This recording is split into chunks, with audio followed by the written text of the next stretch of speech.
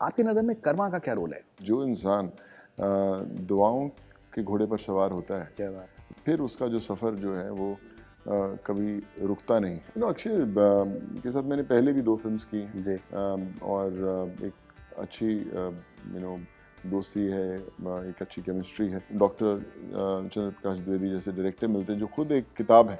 आप उनके साथ बैठ जाएँ थोड़ी देर में, आधे 1 घंटे में आपको लगेगा कि आपने कई पन्ने पढ़ लिए। दुनिया की कोई भी फ़िल्म की कितनी भी बड़ी बॉक्स ऑफिस कलेक्शन वो खुशी दे सकती है जितनी आप आम इंसान के साथ जुड़ के दे।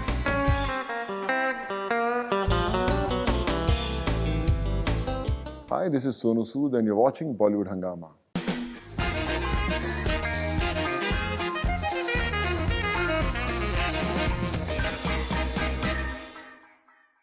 आज हमारे साथ में सोनू सूद और उनकी फ़िल्म आ रही है पृथ्वीराज। कमाल का किरदार वो निभा रहे हैं और बहुत ही इंटरेस्टिंग किरदार है जिसके बारे में हम लोग मालूमात करना चाहेंगे। बहुत-बहुत स्वागत है आपका बॉलीवुड हंगामा पे। Thank you so much, sir. And Sonu, मैं तो आपसे जब आपसे मिलता हूँ तो मुझे तो बड़ी खुशी होती है and I feel so privileged each time, और वो मैं कहते हुए नहीं थकूँगा। लेकिन मेरा आपसे एक सवाल ये था कि जिस तरीके की आपको कामयाबी मिल रही है, जिस तरीके की मोहब्बत मिल रही है, इज़्ज़त मिल रही है, अब ये इतनी बड़ी फ़िल्म का आप हिस्सा अब आप बन रहे हैं और भी बहुत सी बड़ी फ़िल्मों का आप हिस्सा बने हैं, लेकिन ये है कि that the way you are being presented I think is fabulous. आपकी नज़र में कर्मा का क्या रोल है? कर्मा का ही रोल है। मुझे लगता है कि जो आप ज़िंदगी में करते हैं और ज़िंदगी में आप जो नहीं कर पाते, उसका कर्मा से बहुत एक अटूट रिश्ता है। वो कब आपको ज़िंदगी में पता चले वो इम्पॉर्टेंट है। कई बार देर से पता चलता है, कई बार पहले पता चलता है। पर मुझे लगता है कि जो इंसान दुआओं के घोड़े पर सवार होता है क्या बात है! और फिर उसका जो सफ़र जो है वो कभी रुकता नहीं है, तो वो बड़ी ज़रूरी है। खुद तो हर इंसान मेहनत करता है अपने लिए, पर जब आप किसी और के लिए मेहनत करते हैं और उसकी दुआएँ जब लगती हैं, फिर आपको कुछ देखना नहीं पड़ता। फिर बोलते हैं ना, कोई कहानी कोई और लिखता है, क्या सिर्फ़ बात है! आपको किरदार निभाना है। क्या बात है! कंसिडरिंग आप एक शायर का आप रोल निभा रहे हैं पृथ्वीराज में, मैं आपसे एक बात और भी ये पूछना चाह रहा था, जैसे कि जैसे आप जब आपके मतलब of late specially because interviews और ये सब मैं आपका जब देखता हूँ, तो मैं देखता हूँ कि दैट आपके इवन आप जो लिखते हैं जी। ट्विटर पे, मैं बड़ा शेयर करता हूँ उसको, थैंक यू। इंस्टाग्राम पे वैसे मैं बड़ा शेयर करता हूँ। तो उसमें you are very careful with the words that you choose. जी। हम लोग बहुत बार देखते हैं कि लोग अपने बारे में बड़ी-बड़ी बातें करते हैं कि मैं ये हूँ, मैं वो हूँ। लेकिन ये है कि फिर जब जब वक़्त आता है, टाइम व्हेन इट कम्स, तो दे फेल मिज़रेबली जी। And we have seen many examples around us, you know that. कितना ज़रूरी है कि एक जो डाउन टू अर्थ अप्रोच होना, सोच समझ के बोलना कि हम क्या बोल रहे हैं। बिकॉज़ सृष्टि में तो आप दे रहे हैं ना, जी। मतलब यू आर थ्रोइंग या in the universe, it will come back to you at some stage. बिल्कुल फ़रीद, आप मुझे पता है कि आप भी बहुत कमाल लिखते हैं और समझते हैं इस चीज़ को, तो आप इस चीज़ से ज़रूर आप इस चीज़ को मानेंगे कि अक्सर लोगों की सोशल मीडिया टीम्स होती हैं, जो लिखती हैं आपके लिए और करती हैं। मेरी आज तक कभी सोशल मीडिया टीम नहीं रही, मैं खुद ही लिखता हूँ, जी, खुद ही बिल्कुल। पढ़ता हूँ, खुद जवाब देता हूँ। राइट। सो एक जब आप एक अगर आप गर्मी में बैठे हैं तो कितनी गर्मी लग रही है वो आप खुद बता सकते हैं, कोई और नहीं बता क्या सकता। यार बात है! अगर आप सर्दी में बैठे हैं तो कितनी सर्दी लग रही है वो भी आप ही बता सकते हैं। मैं इन लोगों के साथ जीता हूँ। मेरे कभी भी जब जैसे घर पे आएँगे तो बहुत सारे लोग आपको मिलेंगे, इनकी रोज़ की हुँ। कहानियाँ जी, होती जी, हैं, देखे रोज़ हमने। आप इन्हें जुड़ने की कोशिश करते हैं। तो आई थिंक वहीं से ही एक फीलिंग होती है जो मैं बयाँ करता हूँ। पता नहीं शब्द कितने सही रहते हैं, कई बार गलत भी रहते होंगे, पता नहीं। बट जो फीलिंग्स हैं वो इन्हीं से निकली हुई हैं, इन्हीं के साथ बिताए हुए समय से निकली हुई हैं और वो सिखाती मुझे हर रोज़ है। हम बोलते हैं कि बहुत मेहनत करते हैं हम लोग, कामयाब हो जाएँ, नाम हो जाए, पैसा आ जाए, शोहरत आ जाए। लेकिन मैं भी वही कमाने आया था इस मुंबई शहर में कि खूब शोहरत हो, बड़ी फ़िल्में करें, इतने करोड़ का बिज़नेस करें, लोग आपके आगे पीछे भागें। और फिर जब कोविड आता है और आपको पता चलता है कि जिस चीज़ के पीछे भाग रहे थे वो तो बोलते हैं कि वो मृग तृष्णा जैसी चीज़ होती है क्या कि बात है! वो है ही नहीं। आप खुश बड़ा होते हैं कि इतने करोड़ बिज़नेस किया, लेकिन असली खुशी वो है जब आप अम, खुद से आईने के सामने खड़े होकर ये कह सकें कि मैं जो करने आया था इस शहर में, वो मैं अभी कर पा रहा हूँ।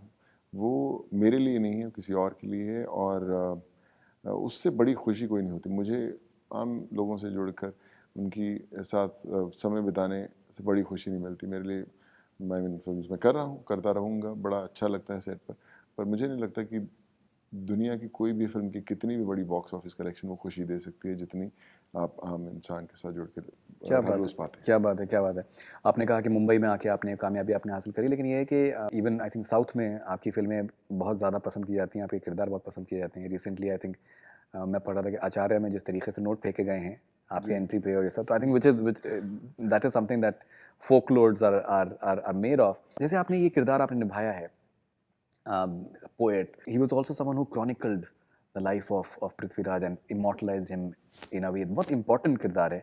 और चंद्र प्रकाश द्विवेदी साहब जो हैं वो I think he's a thinker, और उनका एक जो उनका सोचने का तरीका है वो आई थिंक बड़ा यूनिक है। It's not first of all filmy in the traditional sense of the word. तो कैसा आपके तैयारी का आपका जो पूरा एक एक्सपीरियंस था वो कितना एनरिचिंग था एज एन इंडिविजुअल? भाई मेरे मदर जो थे ना हिस्ट्री और इंग्लिश के प्रोफेसर थे। जी, मैंने पढ़ा उसके बारे में कि तो आपने मैं उनसे भी हाँ, उन्होंने मैं जिक्र पहले भी किया था। आपसे ज़िक्र किया तो कहीं न कहीं वो कहानियाँ सुनते हैं, चाहे मेरी पहली फ़िल्म भगत सिंह हो या फिर जोधा अकबर जब मैंने की या अभी पृथ्वीराज की, तो कहीं न कहीं हिस्टोरिकल फ़िल्मों से एक रिश्ता जुड़ा रहा है और वो कहानियाँ सुनते गए। पता नहीं था कि एक दिन आपको पर्दे पर वो किरदार निभाने को मिलेंगे और जब आप सेट पर आते हो और आपको डॉक्टर चंद्र प्रकाश द्विवेदी जैसे डायरेक्टर मिलते हैं जो खुद एक किताब है, आप उनके साथ बैठ जाएँ थोड़ी देर में, आधे 1 घंटे में आपको लगेगा कि आपने कई पन्ने पढ़ लिए हैं जी, उनके साथ। जी। सो वो बड़ा ईज़ी रहता है। अक्सर कई बार आप ऐसी फ़िल्म्स करते हैं कि डायरेक्टर बनाना चाहते हैं हिस्टोरिकल फ़िल्म्स पर उनका हिस्ट्री से रिश्ता या नाता नहीं था और आप सुनते हैं जैसा किसी राइटर ने लिख दिया, आपने कर दिया। लेकिन आज आप उस सेट पर हैं जहाँ पर एक ऐसा डायरेक्टर है जिसका इतिहास से बहुत अटूट रिश्ता है। आप उससे किसी भी चीज़ के बारे में पूछेंगे, उनके पास बहुत सारी बातें हैं। तो आप उनको सुनते भी रहेंगे और जाकर शॉट दे देंगे, तो आपको लगेगा कि आप उस पीरियड में चले गए हैं। तो आई थिंक वो एक एडेड एडवांटेज था डॉक्टर के साथ और काम बहुत किया गया, लुक क्या बनाया जाए चंद बरदाई का। पीरियोडिक फ़िल्म्स में दायरे सीमित होते हैं कि आप ऐसा नहीं कोई भी बॉडी लैंग्वेज पकड़ें, आपकी डिक्शन कैसी है, आप डायलॉग्स बोलते कैसे हैं। अक्सर हमने देखा कि जितनी ये हिस्टोरिकल फ़िल्म्स होती हैं उसमें थोड़े लाउड हो जाते हैं कैरेक्टर। तो आपको लगता है कि अरे ऐसे ही बोला जाएगा क्योंकि हमने बचपन से वैसी फ़िल्में देखी और वैसे ही किरदारों को बात करते सुना। तो अक्सर देयर आर चांसेस कि we get carried away and we start delivering lines like that which is not right. आज ऑडियंस बड़ी स्मार्ट हो चुकी है, जैसे ओटीटी के प्लेटफ़ॉर्म्स देखें या इतना सोशल मीडिया एक्सपोज़र हो चुका है, तो जी। आपको रियल दिखना है, उस इतिहास के उन पन्नों का हिस्सा दिखना है और कन्विंसिंग दिखना है। सो उसी की कोशिश है and I think that's what is challenging every day. ये मेरा अगला सवाल था जो आपने आपने ऑलरेडी अपने आपने कह दिया, बिकॉज़ जब हम देख रहे हैं प्रोमो तो उसमें एहसास हो रहा है कि दैट आप एक एक सटल आपका वो है और एक थोड़ा-सा डाउन प्लेड एक एलिमेंट है। कंसीडरिंग आपकी जो मदर हैं वो हिस्ट्री में उनकी उनकी महारत थी, एंड आई बिलीव कि उन्होंने आपको इसके बारे में बताया भी था, जी। इस किरदार के बारे में। तो मुझे लगता है कि जब कोई भी हिस्टोरिकल कैरेक्टर तो उसपे ज़िम्मेदारी और ज़्यादा बढ़ जाती है कि उसको बजाय फ़िल्मी तरीके से प्रेज़ेंट करने के, आप उसको जितना हो सके उसको ज़िम्मेदारी से और एक रियलिस्टिक तरीके से प्रेज़ेंट करने की कोशिश करें। And that is why I think somehow it seems downplayed in a way which is beautiful. It's looking very beautiful. उसके silences में भी एक बात आ रही है। बिल्कुल वरुण जैसे आपने बोला कि जब जो चंद बरदाई का रोल जब लिखा गया क्योंकि ना सिर्फ वो एक पोएट थे, एक लॉयल फ्रेंड थे, वॉरियर थे, एक विजनरी थे, एस्ट्रोलॉजर थे। इतिहास के अंदर होने के बावजूद उन्हें एक भविष्य दिखता था कि अगर युद्ध करना चाहिए या नहीं करना चाहिए, अगर युद्ध करेंगे तो उसका क्या रिजल्ट आएगा, उनको वो भी पता था। तो इसलिए कभी भी सम्राट पृथ्वीराज चंद बरदई से पूछे बिना कोई स्टेप नहीं लेते थे कि अगर सब लोगों ने बोला कि युद्ध करना है हमें, तो बोलते थे कि चंद तुम क्या बोलते हो। और मैं अगर चंद बरदाई ने बोल दिया कि युद्ध नहीं होगा तो युद्ध नहीं होगा, क्योंकि सम्राट पृथ्वीराज को भी पता था कि चंद बरदाई को भविष्य दिखता है। और वो एक पिक्चर का बहुत ही इम्पॉर्टेंट एलिमेंट है कि ऑडियंस जब चंद बरदई को देखेगी तो उन्हें पता चलेगा कि इसकी आँखों के अंदर उसे वो होता हुआ दिख रहा है जो होने वाला है। सो वो निभाना आई डोंट नो कितना कन्विंसिंगली मैं कर पाया, लेकिन कोशिश ज़रूर की है। और जिन्होंने फ़िल्म देखी है and they feel that Chand Bardai looks quite convincing. उन्होंने पहले भी आपके किरदारों के बारे में बात करी है। कुछ फ़िल्में जैसे बनती हैं, कुछ फ़िल्में आपने मेहनत बहुत करी, इत्तेफ़ाक से बनी नहीं, मतलब इन द सेंस कि आप उसमें नहीं थे। लेकिन जो आपने the amount of effort that you put in terms of looking that part, I think वो बड़ा बहुत ही ज़्यादा यूनिक सा एक एलिमेंट होता है। तो फॉर समथिंग लाइक दिस आपका फिजिकल प्रिपरेशन आपका किस तरीके का था? करीबन 3.5 से 4 घंटे हम लोगों को हर रोज़ लगते थे उस लेने के लिए। 7:30 बजे 7 बजे अगर शूटिंग होती थी तो 3 साढ़े 3 बजे मैं स्टूडियो में आके मेकअप शुरू करता था और 6:30 7 बजे रोज़ रेडी होते थे। लेकिन ख़ासियत इस बात की थी कि आप थकते नहीं थे। आपको कभी ये नहीं लगता था कि अरे 3 बजे जाना पड़ेगा उठ के, निकलेंगे 2:30 बजे उठ के, तो कैसे होगा? आप बहुत फ्रेश फ़ील करते थे। आपको लगता था कि you always used to look forward कि कभी सेट पे जाके आप उस गेटअप में आएँ। सो वो इस फ़िल्म का एक यूएसपी था। वो चंद बरदई का यूएसपी था। मुझे याद है कि बहुत सारे अलग-अलग उसके गेटअप्स रेडी किए गए, तैयार किए गए, मैंने खुद ट्राई किए। बट अच्छे लग रहे थे, लेकिन फिर भी ऐसा नहीं था कि वॉव फैक्टर आ जाए। और फिर जब जो अभी चुना गया उसका लुक है, जब उसे चुना गया, आई रिमेंबर कि हम लोग इसी स्टूडियो में उसे ट्राई कर रहे थे और जब मैं पहली दफ़ा आया सेट पर तो जितने लोग थे फ्रॉम स्टाफ अगर स्टूडियो का देखें या फ़िल्म के साथ जुड़े लोग थे, उनकी आँखों में एक अलग चमक थी कि यार ये अच्छा लग रहा है। सो हमें पता था कि अगर लुक वाइज़ हम लोग वो अचीव कर पाएँ जो लोगों को पसंद आए तो at least half the battle is won. और वो चंद बरदई के रोल के साथ ज़रूर हुआ है। ये चीज़ हम लोग डिस्कस करी है इन द रीसेंट टाइम्स। अब फिर से मैं उसको कुछ एक और कॉन्टेक्स्ट में जिक्र करना चाहूँगा। जैसे considering that you are this engineer and हमने देखा है कि how well planned you can be, like I think जिस फिनिश से आपने जिस ऑर्गेनाइज तरीके से आपने चीज़ों को आपने करा है, वो लगता है कि जैसे सोनू सूद के पास में 3-4 दिन एक साथ, वो 24 घंटे में 3-4 जी। दिन उनके पास होते हैं। जैसे आपने जिक्र किया 3 बजे आप तैयारी शुरू कर देते थे, तो वो आपके आपके आपके करियर में वो एक एलिमेंट ऑफ डिसिप्लिन का और आई थिंक ये सब कितना आपके लिए ज़रूरी रहा है? बहुत ज़रूरी है फरीदुन। मैं आपको बता रहा हूँ, मैं अपने मेरा बेटा शान है, वो भी थोड़ा फ़िटनेस वगैरह के अंदर है। उसे मैं 2-3 दिन पहले बोल रहा था कि यार चल जिम चले जाओ उठ के। तो बोला कि यार सैटरडे संडे तो मैं ब्रेक लेना चाहता हूँ। सो मैंने बोला ये कौन डिसाइड करता है कि सैटरडे संडे ब्रेक होना चाहिए? ये कौन डिसाइड किया? तो बोला कि पर 5 दिन अच्छा खूब मेहनत किया। तो मैं क्या सबसे बड़ी एक जो हमारी सिस्टम के अंदर हम अपने आप को कहीं न कहीं हैंडीकैप करने की कोशिश करते हैं कि आज ब्रेक लेने का दिन है तो इसलिए ब्रेक लिया जाएगा। पर मैं कहता हूँ कि मुझे एक्चुअली आज पता नहीं कौन-सा दिन है। मेरे लिए मैंने जैसे हम पहले भी आप भी फ़िटनेस के अंदर हम लोग बात करते हैं कि मैं ऐसे बोलता हूँ मेरे दिन में 22 घंटे या 2 घंटे मुझे जाना ही जाना है, कितना भी मैं व्यस्त हूँ। जिम तो में? मैंने बोला कि तू जा और डिसिप्लिन चाहे फ़िटनेस का हो, चाहे आप रोल प्ले करने का हो या इंटरव्यू करने का हो, आपको you should look forward to that. और आपको पता होना चाहिए कि मैं वहाँ पे जाऊँगा। जब आपकी बॉडी बोलती है कि यार नहीं आज जिम नहीं जाना है यार, लेकिन फिर भी आप उसे उसकी वो चीज़ को हटाकर आप बैठ जाते हैं। मैं उसको बोलता हूँ कि जाके जिम जाके बैठ जा, मत एक्सरसाइज कर। 1 घंटा बैठा रहे, मशीन्स को देखता रहे, लोगों को वर्कआउट करते देखता रहे, वापस आ जाना। But at least you will be in that environment zone. जहाँ पे लोग आपके आस-पास मेहनत कर रहे हैं। सो आपकी इच्छा करेगी चलो यार आधा घंटा मैं भी कर लूँ।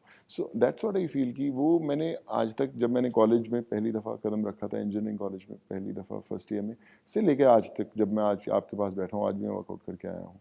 सो वो मैंने कभी नहीं छोड़ा। मैंने आज तक लाइफ के अंदर इतने सालों के अंदर 20 सालों में आज तक कोई ब्रेक नहीं दिया। ट्रैवलिंग में ब्रेक हो सकता है कि अगर मैं 20-22 घंटे की फ़्लाइट से चल रहा हूँ, मैं जिम नहीं जा पाया कुछ, बट आज तक मैंने 20-22 सालों में आज तक कभी ब्रेक नहीं दिया। You know it is so fascinating. I still remember जब आपका ये पूरा आपका जब दौर था कोविड का, and you were like so much in thick of things and suddenly you were everywhere, and हम लोग बहुत ही कीनली आपको ऑब्जर्व कर रहे थे कि that you were like constantly doing something with the other. So I was when we were seeing your interviews और your persona, you looked as if कि you've done your workout and you looked fresh. And I was thinking कि that how the hell is he getting time right now, because उस वक्त मुझे लगता है कि हर लम्हा important था, जी, because everyone was tweeting like right, thousands and lakhs of tweets to you every या moment, and you were personally looking into it. But I believe that you had a team as well, जो कि आप अगर आप gym जाते थे, so that was maybe at that point of time they were taking care of that. But it was fascinating. You did not even leave gym even then. मैं घर पे एक्सरसाइज करता कुछ था। ना कुछ तो कर मैं रहे थे घर आप। पे ही कर रहा, जिम तो बंद थे। पर आप विश्वास करें कि कई बार मैं करता हूँ भी तो मैं अपना फ़ोन साइड पे ऑन करके उस पे लगा देता हूँ कि क्या है और एक्सरसाइज किया हुआ फिर देखा और उसी के बीच में जवाब देना, उसी के बीच में ऑर्गेनाइज करना, उसी के बीच में निकलना। सो वो करता रहता हूँ। इनफैक्ट आज भी अगर मैं ट्रेडमिल पे होता हूँ तो मेरे जो आधा घंटा या 20-25 मिनट होते हैं वो सिर्फ जवाब देने में और स्ट्रीमलाइन करने में चीज़ों में निकल जाते हैं। सो कहीं न कहीं बॉडी प्रोग्राम हो जाती है आपकी मल्टीपल चीज़ें एक साथ करने में। जब इनफैक्ट पृथ्वीराज का भी मैं जब शूट करता था तो डायलॉग्स तो पढ़ते ही रहते, लेकिन बीच-बीच में अगर 3-4 घंटे मेकअप में लगते तो 1 डेढ़ घंटा वो चीज़ें ऑर्गेनाइज करने में भी लगता था कि लोगों के तक कैसे पहुंचा जाए। सो हमेशा बोलता हूँ, सब लोगों को बोलता हूँ कि बोलते हैं कि मदद करने के लिए या to give back to society is not important that you have to be rich, कामयाब होना, सक्सेसफुल होना, बहुत शोहरत होना इम्पॉर्टेंट नहीं है। इम्पॉर्टेंट ये है कि आप कैसे अपना समय निकाल कर दूसरों को देना चाहते हैं, जिससे ना आप कभी मिले हैं, ना शायद आप कभी मिलेंगे, लेकिन जब आप उनके लिए उनकी ज़िंदगी बदलने की कोशिश करते हैं तब जोश अपने आप आ जाता है। जोश अपने आप से आ जाता है। ओके, एंड अगर कुछ आप बताना चाहें अक्षय सर के साथ में काम करने का तजुर्बा आपका कैसा रहा? अक्षय के साथ मैंने पहले भी 2 फ़िल्म्स की हैं। जी।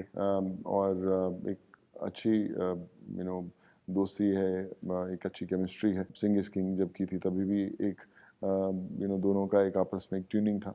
और ये पृथ्वीराज में भी एक बड़ा इम्पोर्टेंट था, क्योंकि इन दोनों का रिश्ता एक ऐसा था कि अगर सम्राट पृथ्वीराज उठते हैं तो चंद बरदई उन्हें रुदाली पढ़ के सुनाते थे और फिर वो उठते थे सुबह। क्या करना है, कैसे ज़िंदगी के अंदर आगे जंग लड़नी है, नहीं लड़नी है, तो बहुत पृथ्वीराज बहुत डिपेंड करते थे चंद बरदई के बातों पर। तो वो नेचुरली आ रहा था, क्योंकि काम पहले किया हुआ था, एक अपना था। और लेकिन मैं ये भी कहूँगा कि जब खासकर आप हिस्टोरिकल मूवीज़ करते हैं तो और ज़्यादा रिस्पॉन्सिबिलिटी आती है, क्योंकि आपकी जो कॉस्ट्यूम है, गेटअप है, और आपकी बॉडी लैंग्वेज खुद ब खुद बदल देती है। तो वो उसका फ़ायदा भी ज़रूर हुआ है।